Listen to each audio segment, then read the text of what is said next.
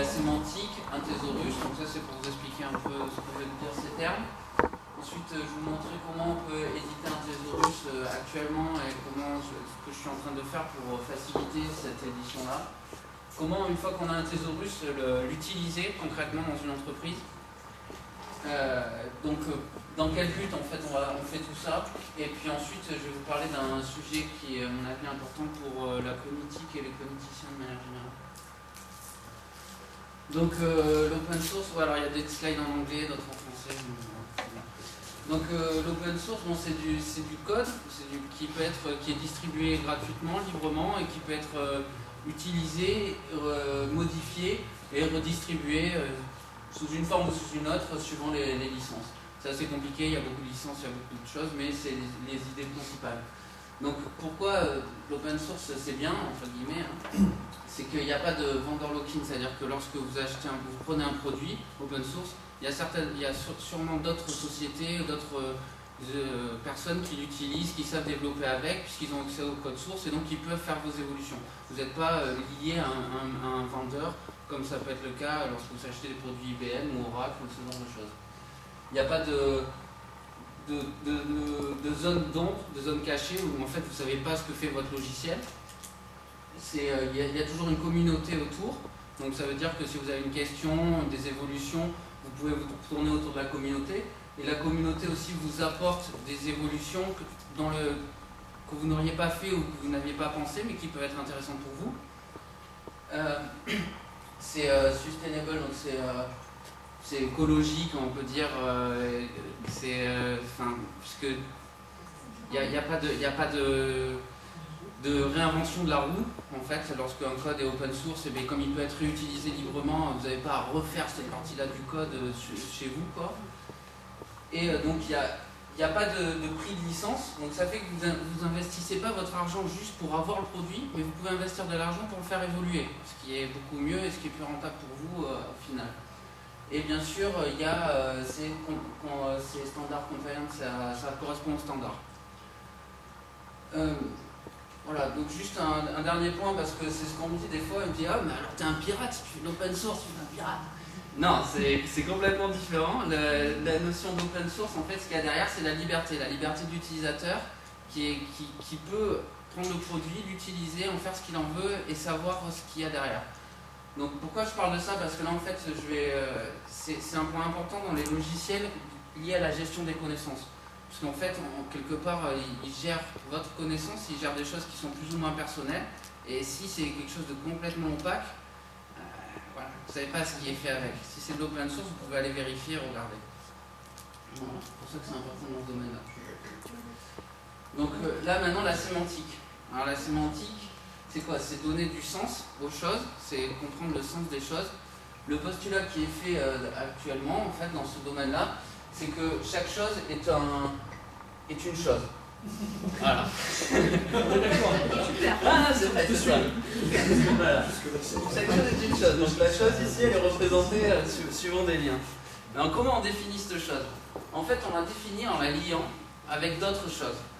C'est-à-dire qu'une voiture, bon, c'est une chose, mais comment je peux la définir cette chose-là? C'est lié à une roue, c'est lié à un moteur, c'est lié à un volant, ça roule. Et donc ça, tout ça, c'est des liens, en fait. Une voiture a des roues, a un volant, ça lui permet de rouler, et ainsi de suite. Donc chaque lien est typé, a un sens, veut dire quelque chose, et ça le relie à quelque chose d'autre. Voilà, c'est clair ou pas? Donc voilà, ça crée une sorte de graphe comme ça, où vous avez, là pour les couleurs, ça représente différents types de liens, donc ça peut être des liens d'appartenance. J'appartiens à la communauté des cognéticiens, ça peut être des liens de spécialisation.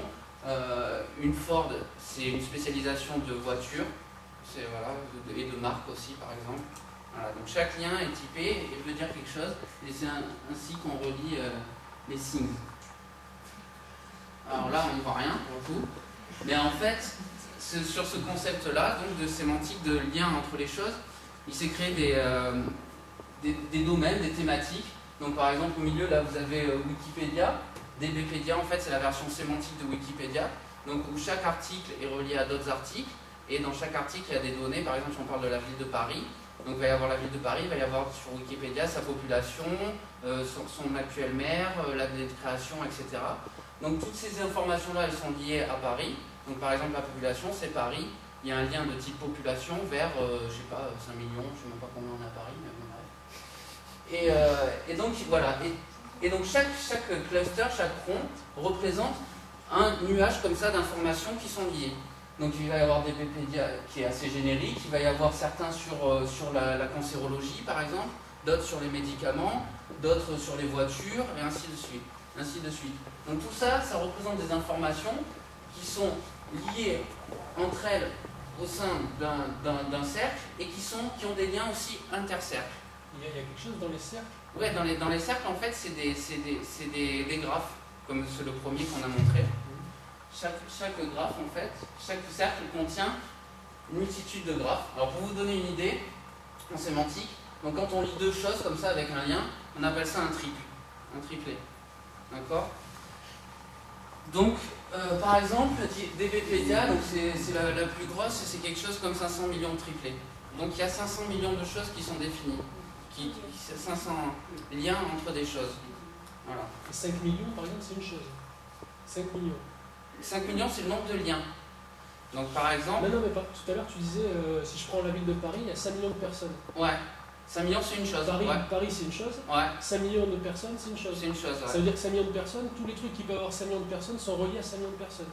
Si les liens sont faits par des humains, ouais.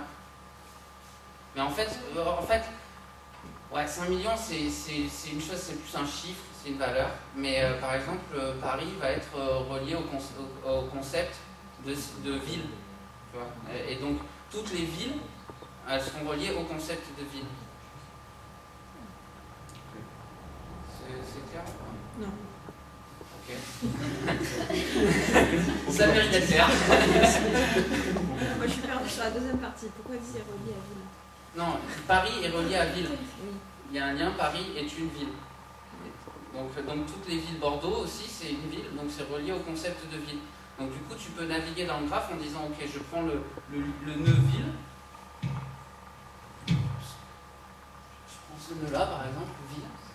Et donc je vais suivre les liens de type est une ville. Donc fait partie de ville. Donc tu vas avoir ici Paris, ici Bordeaux, ici Lyon, etc. D'accord. Okay. Et ça représente aussi, par exemple, les liens qu'ont des personnes entre elles. Par exemple, moi je connais Julien connaît quelqu'un d'autre, il connaît sa sœur, etc. Donc on est chacun ici une chose, et ce qui nous relie entre nous, c'est des connaissances. Je connais Julien, qui connaît machin, qui connaît tout. C'est un peu plus clair? L'exemple le plus clair, c'est les réseaux sociaux, du coup, ça par exemple. Ouais, voilà, c'est ça. Mais en fait, le réseau social, ce n'est qu'une application de ce concept-là, de lier. En fait, les réseaux sociaux, ils utilisent le lien de type je connais. Mais ça, c'est complètement ouvert, en fait. On peut créer des liens de n'importe quel type. Donc, si on prend l'exemple des réseaux sociaux, ici, par exemple, c'est un réseau social où donc il y a tous les liens entre personnes et chaque boîte ici, chaque cercle est spécialisé dans un domaine et ensuite peut avoir des liens avec d'autres domaines. Donc tout ça, ça représente quelques milliards de triplets en fait. Juste pour vous donner une idée. Donc potentiellement, on peut accéder à toute cette connaissance, tous ces liens entre des choses, toutes ces définitions de choses et de personnes. Dans le sens. Donc, là, on arrive au truc d'ontologie. Donc, parce qu'en fait, comme je l'ai dit juste à l'instant, chaque lien peut être relié avec n'importe quel... On peut définir n'importe quel type de lien. Donc, je connais, est une sous-partie 2, est une partie 2, etc. Donc ça, c'est le modèle le plus générique, c'est RDF.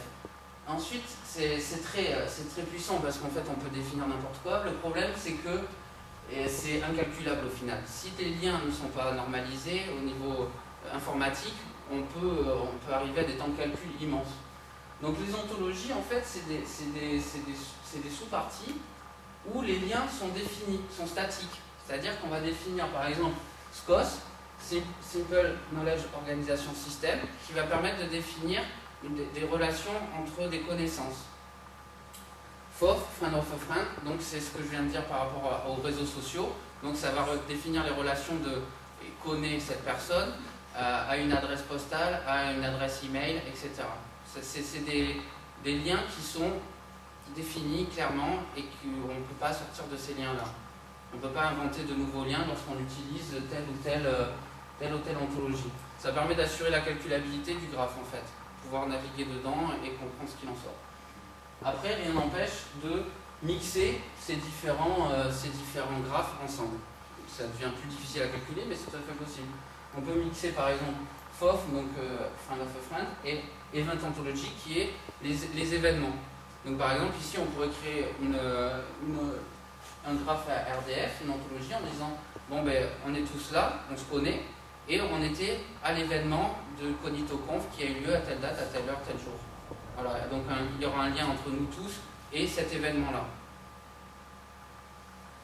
C'est bon? Donc, dans les ontologies, donc il y a le SKOS, et le SKOS permet de définir des thésaurus. Donc un thésaurus, c'est quoi? C'est une méthode pour modéliser de la connaissance, une relation entre les relations qu'ont des concepts entre eux. Donc un thésaurus, c'est un point de vue sur un domaine à un instant donné d'un certain nombre de personnes, mais ça représente quand même une connaissance, un domaine. Donc les liens qu'il y a dans un thésaurus, si on utilise SKOS pour décrire ce thésaurus, c'est des liens de concept, donc le concept de ville par exemple, le concept d'animal, un label, donc la ville, son label c'est ville, mais ça aurait pu être n'importe quoi. En français c'est ville, en anglais c'est city, en espagnol c'est je sais pas quoi, mais voilà. Ensuite il y a border, donc c'est un concept plus général. Narrower c'est un concept plus générique. Donc voilà, là je prends l'exemple de la voiture par exemple. Donc le concept le plus général c'est si on a voiture ici, le broader c'est véhicule, on a voiture, et ensuite le narrower ça va être par exemple une Ford Fiesta des années 1920. Et ensuite donc il y a différents types d'autres liens. Le close match, donc c'est un concept qui veut dire à peu près quelque chose de similaire, qui est lié, ou qui est un exemple pour définir plus précisément l'exemple.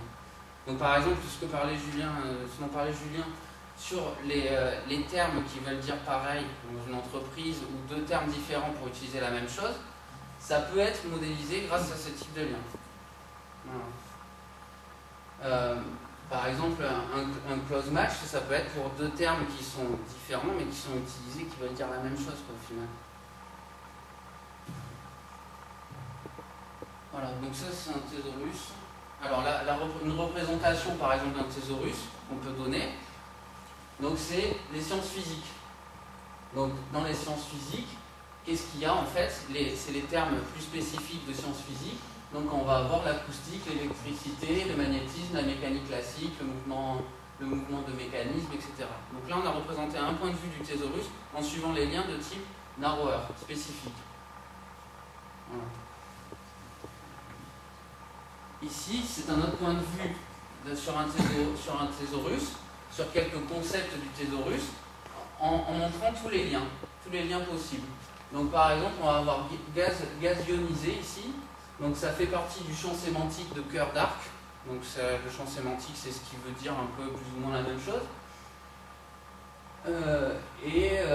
Voir aussi, donc par exemple lorsqu'on pense à un gaz ionisé, c'est quand même très lié à la colonne de plasma. Voilà. C'est des termes un peu spécifiques à ce thésaurus là, mais c'est applicable un peu n'importe où. Et là donc par exemple si on parle d'auréole d'arc, le terme le plus générique ça va être un arc électrique. Ça permet ainsi de classifier un peu la connaissance, les termes, les concepts, et de voir quelles relations ils entretiennent entre eux.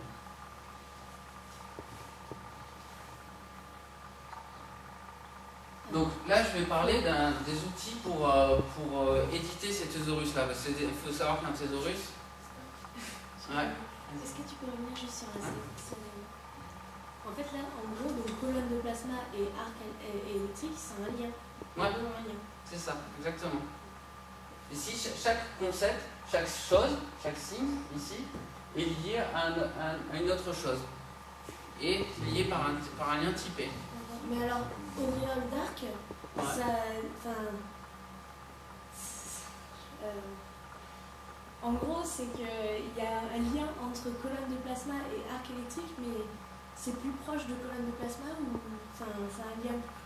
Alors, ça c'est une bonne question. En fait, alors, c'est plus proche, ça dépend de quel type de lien tu parles, parce que, alors tu as pris quoi, auréole d'arc et colosse de plasma et arc électrique. Donc là, ils ne sont pas liés directement, d'accord? Mais en fait, ils sont liés tous les deux à gaz ionisé, par des liens de type échelon sémantique. Donc après, c'est là où intervient un peu les calculs et l'intelligence du système, puisque en fait, on va pouvoir définir des règles ou dire, bon ben, si j'ai un thésaurus, avec plein de termes, 2 millions de termes, lorsque j'ai deux termes, arc électrique et colonne de plasma par exemple, qui sont liés par un lien de type et le champ sémantique 2, on peut dire que ces éléments-là sont liés ensemble. On peut inférer de nouveaux liens. Là, c'est un peu technique, mais bon. Ça répond pas à la question, je pense. Non, mais ma question était. Non, mais c'est bon. Ouais. Ah, en fait, ces liens, mais on peut naviguer dedans. Donc oui, tu peux arriver à colonne de plasma en partant de l'arc électrique, en fait. C'est une projection, ça. Après, tu n'as pas la définition de la norme dans l'espace sémantique, là. Ouais. Parce que si j'avais bien compris, c'était ça. Tu te demandais si auréole d'arc c'était plus proche du concept de ouais, colonne de c'est ça. plasma ou de arc électrique. Tu vois que tes liens entre colonne plasma et auréole d'arc, il va être plus petit qu'entre arc électrique et auréole d'arc. Est-ce que ça a un rapport entre. Parce que la taille du lien, c'est bon. Non, Est-ce là, qu'il y a non, un là, lien Parce qu'il y a une plus fort signification derrière. ah oui, non, ok, ah ouais. Non, la longueur du lien ici ne veut rien dire dans cette représentation-là. Ouais. Ah oui, moi je pensais, ouais. Non, la longueur du lien ne veut rien dire. Mais par contre, le nombre de liens que tu vas prendre, d'étapes que tu vas faire pour passer d'un élément à un autre, là, ça veut dire quelque chose en fait. Si par exemple, si c'était juste des liens de spécialisation, tu pourrais dire que ce terme-là est beaucoup plus spécialisé que celui-ci. Et celui-ci, c'est le plus générique en haut. Tu vois. Là, par contre, ça veut dire quelque chose. Mais ouais, c'est pas sur la longueur là, de la représentation. Après, tu peux faire des représentations de la longueur qui compte. Et du coup, il y a quand même une question de force ou de pondération sur ces liens qui est présente au sein de ces graphes. Alors, ça non, pas encore en fait. Le lien en lui-même porte une valeur sémantique, mais n'a pas de valeur numérique, c'est-à-dire que c'est pas trop comme un réseau neuronal pour l'instant. C'est un réseau neuronal où tous les liens sont à 1. Il n'y a pas de réseau. Ouais, voilà. Ouais. Mais c'est en cours. C'est en cours.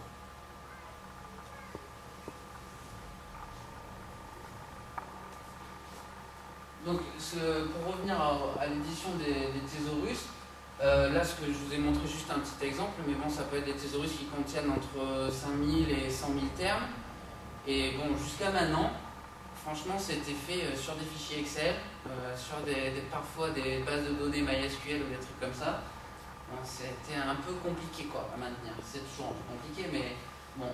Donc il y a certains outils comme ça qui sont apparus, donc qui permettent en fait ici de lister les concepts, et ici à l'intérieur de définir les propriétés des éléments.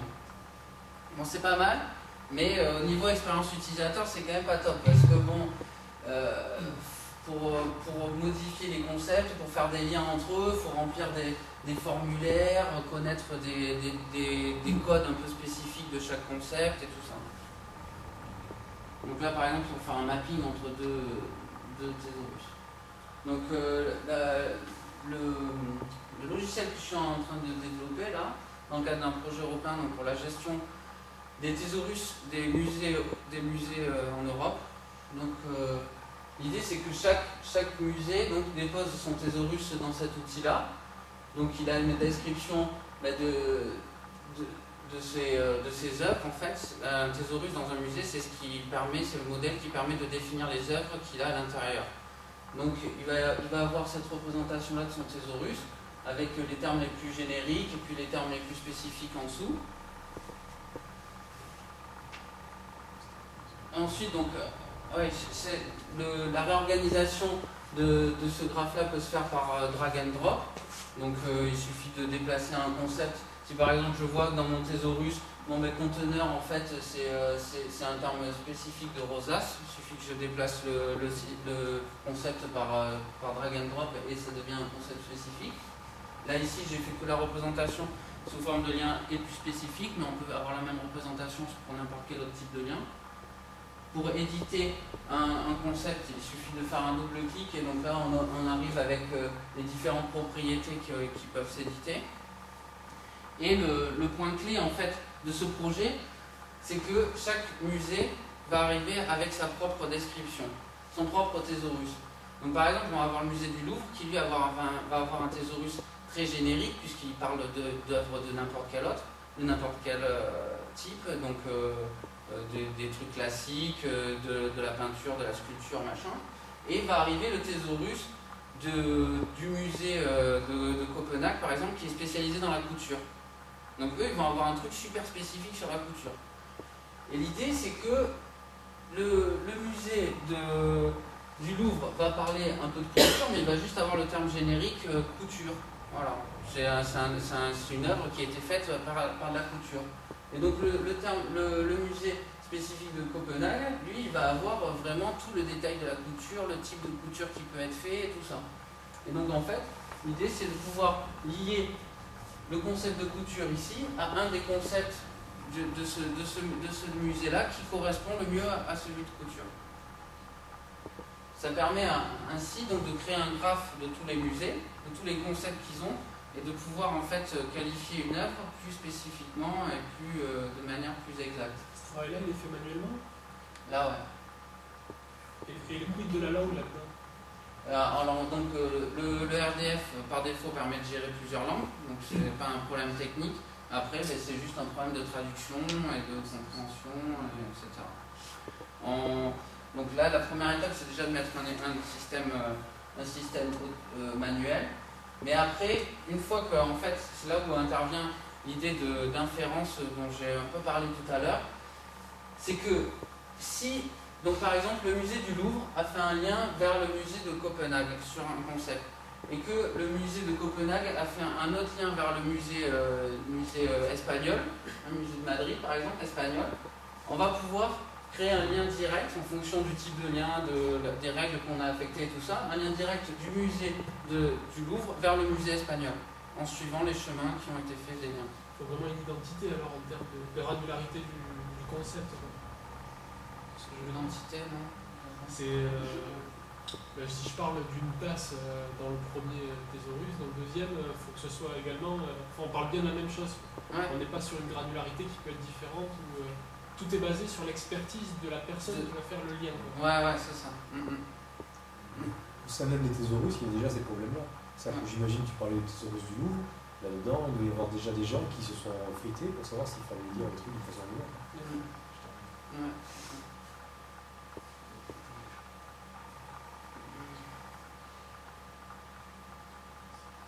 Donc, avoir ça, en fait, certaines entreprises l'ont depuis longtemps. Hein. Par exemple, la EDF, ils ont un thésaurus depuis 10 ans, ou 15 ans même.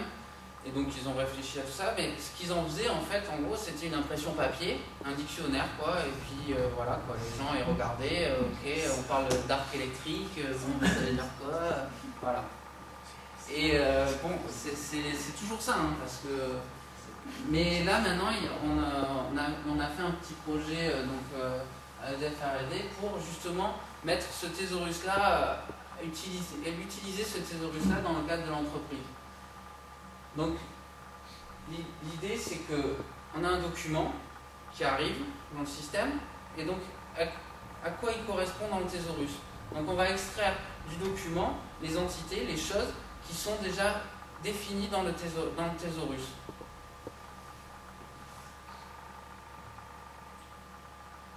Donc, par exemple ici, on a mis un thésaurus, donc les entités qui sont là, donc il va y avoir donc EDF qui est apparu 89 fois, DES qui est apparu 104 fois, gisement, technique, voilà, tous les termes qui sont définis dans le thésaurus et qui apparaissent dans le document avec un nom d'occurrence.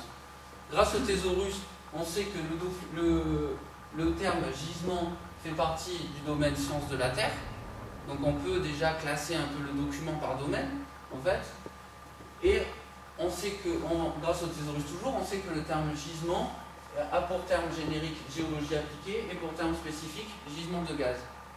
Donc grâce à ça, en fait, on peut partir de ce document-là, gisement, et dire ok, je suis intéressé par ce qui parle de gisement, les articles qui parlent de gisement, mais plus spécifiquement sur les trucs de gisement de gaz. Donc en cliquant là-dessus, en fait, on va voir les documents qui ont comme terme gisement de gaz à l'intérieur. On va pouvoir trouver les documents plus spécifiques au premier document sur lequel on était. Ou contrairement, de manière plus générique. Il dit ok, si le document il parle de gisement, c'est pas mal, mais bon, la géologie appliquée, j'aimerais bien voir de manière un peu plus globale quels sont les documents autour. Donc là, ça c'est une autre vue en fait, donc ou par domaine, ce qui permet de classifier directement le document en fait. J'ai dans ce document là, je passe la première ligne parce que bon, c'est un problème du thésaurus, mais j'ai 115 occurrences, 115 termes, 115 concepts qui appartiennent au domaine des sciences humaines. J'ai 62 concepts qui appartiennent au domaine des sciences de la Terre. Donc ça permet un peu de, sans avoir lu le document, de savoir un peu de quoi ça va parler déjà.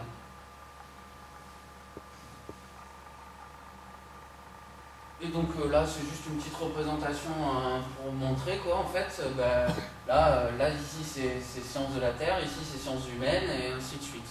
On a une signature en fait, une trace du document sur son domaine, sur qu'est-ce qu'il veut dire dans le cadre du thésaurus de l'entreprise. Attends, ça tu dis en fait cette classification de documents, elle est générée automatiquement sur la base d'un modèle qui est propre à l'entreprise. C'est ça. Et donc par exemple, tu as moins de problèmes de maintenabilité quoi. Toi tu fais évoluer le domaine de l'entreprise, mais chaque fois qu'il y a un nouveau doc qui est associé, tu refais passer ta moulinette dedans, et du coup ça inclut dans l'outil les résultats qui sont liés au doc que tu as. Ouais, c'est ça, exactement. Et par exemple en plus, ça donne vraiment une vue par l'entreprise, parce que par exemple certains concepts ici dans cette entreprise sont classés en sciences humaines. Si on est dans un labo de sciences humaines, eux ils vont avoir, le sciences humaines ça sera pas un domaine pour eux, ça sera le truc le plus générique, ils auront des domaines plus spécifiques. Donc quelqu'un de sciences humaines qui voit le même document, en fait il aura totalement une autre classification par domaine. Donc pour lui le même document ça voudra dire autre chose en fait. Tu ne trouveras pas les mêmes choses dedans. C'est clair ? Donc voilà, donc, du coup, l'avantage en fait de pouvoir extraire ce que veut dire ce document, quels sont les concepts qu'il y a dans ce document, indépendamment du document, ça permet d'offrir de nouveaux modes de navigation. Parce qu'actuellement, en fait, ce qui se passe dans les entreprises, c'est qu'un document il est classé dans une arborescence qui a été définie par Monsieur Bidule en 1826, et toute personne n'y comprend rien, tout le monde fout ses documents là-dedans, et puis voilà, advienne que pourra. Tandis que là, du coup, en analysant les documents, en pouvant ressortir par rapport au thésaurus sa signature, dans quel domaine il appartient, quels sont les domaines, quelles sont les entités et tout ça, on peut proposer de naviguer par domaine, de naviguer par les entités de manière plus générique, voir les documents qui sont plus génériques, plus spécifiques, etc. Et de créer aussi des clusters de documents, c'est-à-dire que les domaines, donc ça crée une signature, je vais regrouper un peu les documents qui ont une signature similaire. Donc créer des ensembles de documents dans lesquels je vais trouver ce qui m'intéresse le plus quoi, en fait. Voilà, donc l'idée, en fait, le concept de ce truc, c'est qu'on arrive, on a un PDF, on n'y comprend rien, c'est à l'envers, on n'a pas envie de le lire. On le passe dans la première moulinette qui extrait les entités à partir du thésaurus de l'entreprise. Bon, ben déjà, j'ai les concepts clés, les idées, un peu ce qu'il y a dedans. Bon. tout ça, c'est reversé ensuite au repository, à la base de données sémantique globale de l'entreprise. Donc j'ai ces deux documents qui ont le même concept ici, qui parlent du même domaine. Donc je peux les relier entre eux, et ainsi de suite. J'ai tous mes documents qui sont sous forme de graphes, et je peux naviguer de différentes manières dans cette base de données-là. Je ne suis plus obligé de suivre l'organisation d'une personne. Je ne vois plus le document en fonction de où il est classé, où il a été classé par quelqu'un, mais en fonction de son contenu et de ce que ce contenu veut dire pour l'entreprise. Donc si on va une étape plus loin, en fait, chaque personne, en fait, elle va être intéressée par un ensemble de concepts qu'elle va lier d'une certaine manière et qui pour elle veut dire quelque chose. Et voilà, si je suis spécialiste en arc électrique, bon, je vais avoir les termes autour de l'arc électrique qui vont m'intéresser. Si je suis spécialisé, si je suis intéressé par l'hydrologie, bon, mais je vais avoir un autre graphe. Ensuite, donc, grâce à la calculabilité et tout ça, à l'informatique, on peut mettre ce graphe d'intérêt en fait dans le repository sémantique. Ça va calculer, ça va voir où ça s'active, où c'est que ça correspond, et me ressortir en fait la partie du repository qui m'intéresse à moi, qui m'intéresse par rapport à mon point de vue, à mes concepts. C'est bon? Donc voilà, donc ça c'est l'idée du truc. Donc là-dedans, voilà, il y a à mon avis des architectes qui ont vraiment quelque chose à faire, parce que c'est vraiment un changement de paradigme que ça implique, cette chose-là. C'est qu'on passe de données structurées, donc dans des bases de données ou dans des arborescences, où en fait il n'y a qu'un seul point de vue, il n'y a qu'une seule manière de passer d'une information à une autre, c'est de suivre la ligne de la base de données ou de suivre l'arborescence des dossiers. Et là on passe à des données qui sont liées entre elles. Mais en plus, ces données elles sont liées d'une manière plus ou moins floue, plus ou moins pertinente, ça dépend de qui a fait le lien, de comment est structuré le document, du thésaurus d'entreprise aussi, qui a permis d'analyser, est-ce qu'il est vraiment précis, est-ce qu'il correspond vraiment à mon point de vue à moi. Mais bon, voilà, et en plus c'est beaucoup plus vaste en fait, parce que là on ne passe plus d'une information à une autre juste par un chemin qui est défini, mais on peut y arriver par multitude de chemins. Comme le premier graphe tout à l'heure, pour passer de la boule d'en haut à celle d'en bas, je peux passer par la droite, je peux passer par la gauche, je peux passer au milieu, je peux passer par plusieurs chemins potentiellement. Donc bon, ça au niveau de l'interface, mine de rien, ça a quand même un impact important. Voilà, donc c'est arriver à déterminer quels sont ces apports potentiels et comment vraiment les donner à l'utilisateur, tout en faisant gaffe que la sémantique, ça apporte une masse d'informations et de connaissances qui peut être importante, voire trop importante pour un utilisateur. Trop d'infos tue l'info. Donc voilà, faut réussir à réfléchir, à trouver comment utiliser ça à son potentiel maximum, tout en le rendant digeste et compréhensible par les utilisateurs. Et il y a de la méthode pour ça, ou c'est vraiment au doigt mouillé Pour l'instant, c'est un peu au doigt mouillé. Ouais. S'il y a un marché à prendre, il est peut-être là, quoi. Ouais. Et parce qu'en fait, tout ça c'est assez récent. Enfin, la sémantique d'une manière générale, c'est vieux. Les chercheurs, ils en parlent depuis longtemps et tout ça. Mais les outils assez performants, des technologies qui permettent de traiter ça et de le rendre visible et utilisable, c'est relativement récent. Donc, et relativement récent et donc utilisé surtout par des geeks. Voilà. Donc au final, il y a pas grand monde qui travaille encore sur le côté interface, comment l'utiliser ça. Moi le premier, hein. Voilà. Donc, c'est moi.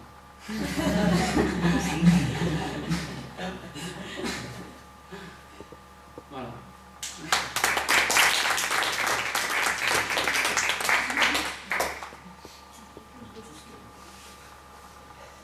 Si vous avez des questions. Enfin, c'est pas vraiment une enfin je réfléchissais par rapport à ce que tu montrais, parce que c'est vachement lié, on parlait tout à l'heure, je parlais de référentiel et ça me semble, tu vois ce que je veux dire en termes de classification. Nous au sein de l'ADCOG, on a fait la même chose, on a repris tout, on a plein de docs. Au bout de 3 ans, on a fait plein de trucs, des docs qu'on doit réutiliser pour faire des événements, des choses comme ça. Et on fait un classement par arborescence classique. On classe toujours nos documents comme ça. Après, on a la barre de recherche qui nous permet de retrouver nos docs d'une manière différente. Je pense que ça marche. Il y a un peu de ça. Il y a un peu de ça. Il y a un peu de ça. Après, mais quelque part, quand tu me dis justement, on a une thésaurus d'entreprise et tout document qu'on a dans l'entreprise est évalué par rapport à ce thésaurus-là. En fait, le changement de paradigme ne me semble pas si énorme dans la mesure où, normalement, l'arborescence qu'on avait de base, elle reflétait aussi le point de vue de l'entreprise. Tu vois ce que je veux dire? Ouais. Mais en fait, souvent, juste sous une forme arborescence, c'est-à-dire que, en fait, c'est juste des liens de spécialisation. On considère qu'un type de lien. Quand tu crées une arborescence, tu crées un thésaurus ou un graphe, mais juste avec le lien de spécialisation.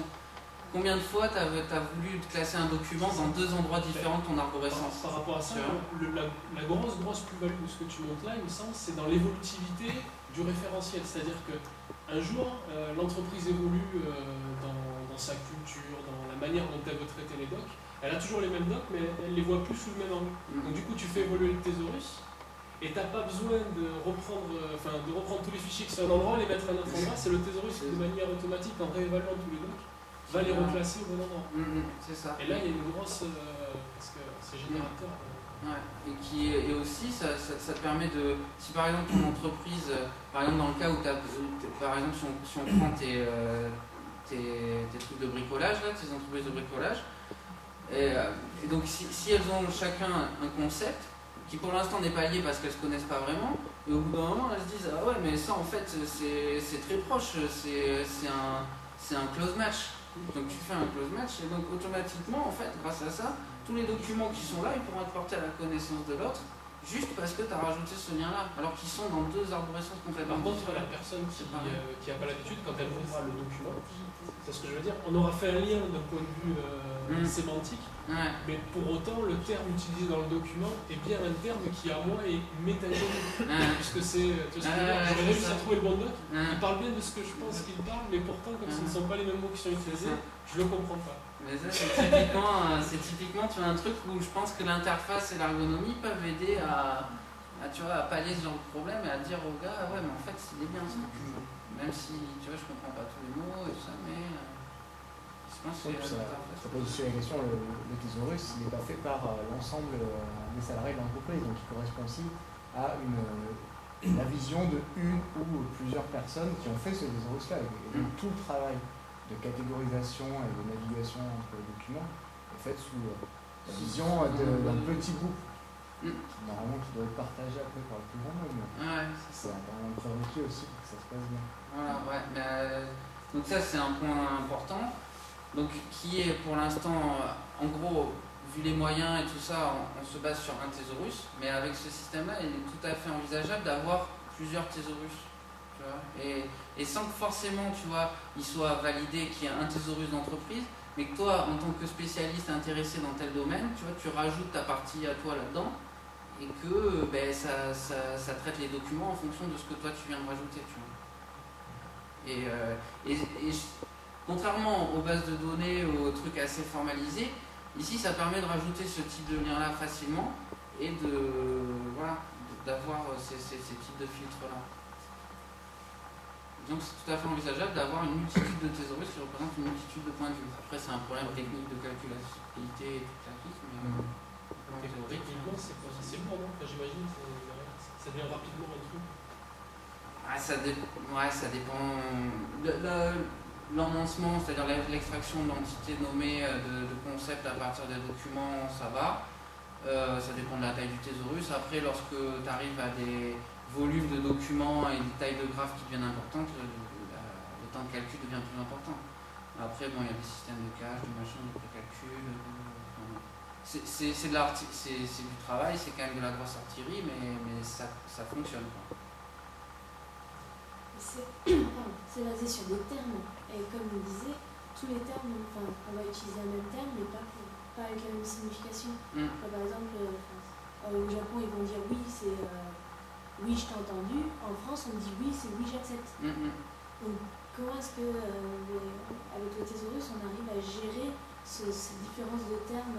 En fait c'est pas des termes, c'est vraiment des concepts. En gros, dans un thésaurus, si j'avais une vraie formalisation d'un thésaurus, en fait, oui, c'est juste une propriété préf-label, c'est-à-dire le label préféré, comment on l'utilise le mieux, ce concept-là. En gros, techniquement, le concept, c'est une URI, une chaîne de caractères qui ne veut rien dire à personne. En fait, c'est 126.12-72B, tu vois. Et en fait, ça va avoir donc un préf-label. Comment on nomme ce concept le plus couramment possible, qui va être oui en japonais, et qui va être yes en anglais, et qui va être truc. Donc dans ton exemple, on en aura un concept comme ça, et ensuite on aura un deuxième concept avec une autre adresse HTTP 126.12.72B, et donc avec un autre préf-label. Donc ce sera bien deux choses distinctes. Et après, s'il y a un lien entre elles, sémantique ou de type plus générique, ou etc., on pourra créer des liens entre eux. Mais en fait, c'est justement là où c'est important, c'est que le mot qu'on donne à la cible, c'est juste une propriété de la chose. C'est pas la chose en elle-même.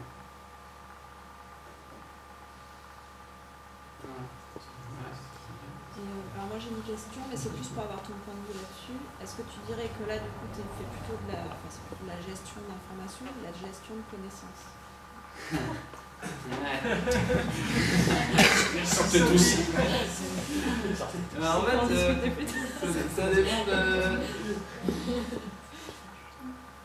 Ton point de vue à toi. Ouais. Comment toi tu vois les choses? En fait, pour moi... Tu fais ça, justement. Ouais. En fait, je pense que le fait de lire... Ce que je pense, c'est que chaque rond, en fait, est une information. Et qu'entre elles, on a des liens. Donc à partir du moment où on lit des informations entre elles, on commence à avoir de la connaissance.